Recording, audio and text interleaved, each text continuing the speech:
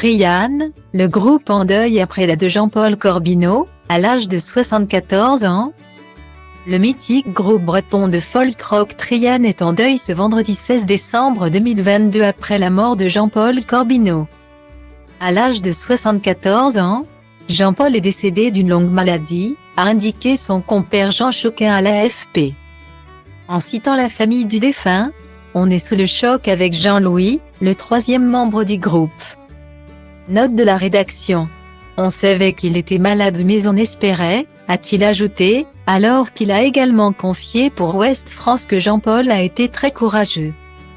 Qu'il ne s'est jamais plaint, et qu'il a toujours été de l'avant.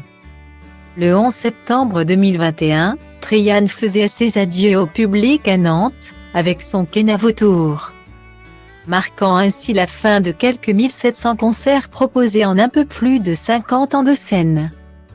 Une longévité exceptionnelle de la part de ces trois hommes qui ont largement contribué à populariser la musique bretonne avec des tubes comme La Jument de Michao ou Dans les prisons de Nantes. Les gens nous portaient. Ils étaient à la fois heureux et malheureux de nous voir partir et nous en étions à la fois heureux et malheureux de leur dire au revoir. Déclarait Jean-Paul Corbineau à l'époque, alors qu'il était déjà malade. Style Diva Place Holdé à 1 et à 1, 8 300 px, minimum et 250 px, at Media Screen End, minimum 8 990 px, div. À Place Holdé à 1 et à 1, 8 620 px, minimum et 350 px, style. Pour rappel, Trian possède à son actif plus de 3 millions d'albums vendus.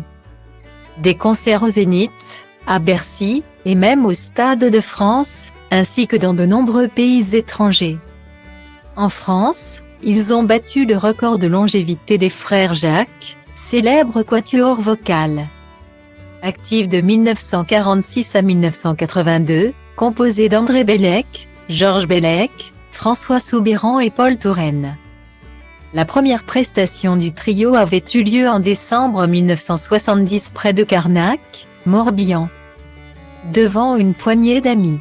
Jean-Paul Corbineau était alors acheteur pour un supermarché à Nantes. Tandis que Jean Choquin était assistant administratif à la Compagnie Générale Transatlantique et Jean-Louis Jossic professeur d'histoire et de géographie.